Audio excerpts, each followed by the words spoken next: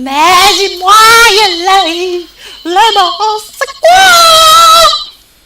Alors le bohos, c'est pas juste un groupe de rock à la con. Le bohos, c'est avant tout un mouvement artistique qui aura marqué le XXe siècle.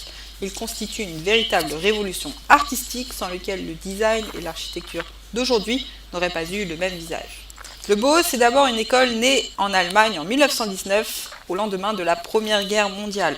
À l'instigation d'Henri van de Velde, peintre, architecte et décorateur belge, et de Walter Gropius, architecte et designer allemand, l'Académie des Beaux-Arts et l'École des Arts décoratifs fusionnent pour devenir le Staatliche Bauhaus.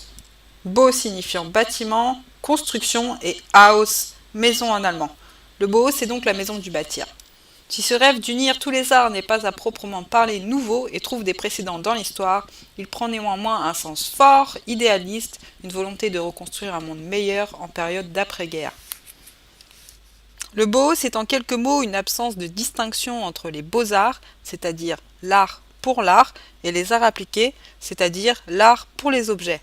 Au Bauhaus, on apprend à la fois à créer des objets esthétiques, fonctionnels, innovants, destinés à une production en série pour que l'art puisse entrer dans la vie quotidienne. L'esthétique du Bauhaus est novateur, simple et épuré, utilisant des matériaux modernes comme l'acier et le verre. On est dans la lignée des courants d'avant-garde de l'époque, notamment l'art abstrait géométrique ou le constructivisme russe. Avec Walter Gropius comme premier directeur, l'école adopte une nouvelle pédagogie. Le programme est divisé en ateliers, chacun étant dirigé par un artiste et un artisan.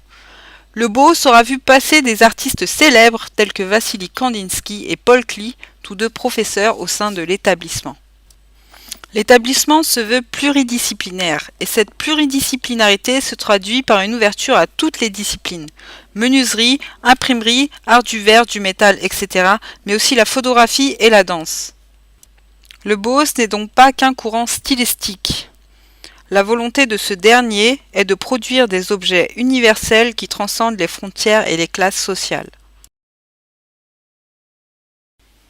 Mais dès 1924, le Bauhaus voit ses subventions divisées par 3 et doit se dissoudre. Celui-ci quitte alors définitivement Weimar et s'installe dans la ville industrielle de Dessau. Plus politisé et tourné vers le social, le programme de l'école donne plus d'importance à l'architecture. En 1930, Mies van der Rohe, architecte allemand, devient directeur de l'école et succède à Walter Gropius. En 1932, le Bauhaus doit à nouveau fermer ses portes et s'installe cette fois à Berlin pour une période de courte durée à laquelle mettront définitivement fin les nazis.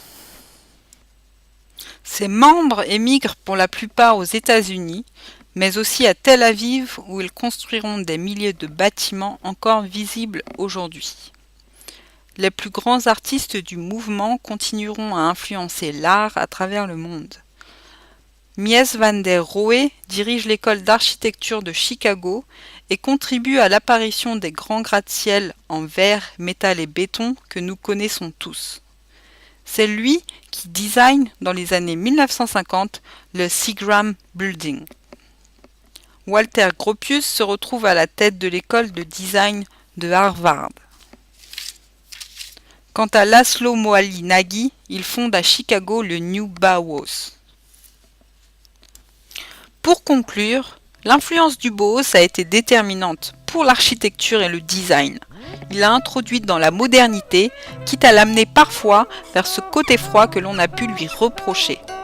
Il a imposé de nouveaux matériaux, tels que l'acier et le verre, et un style épuré.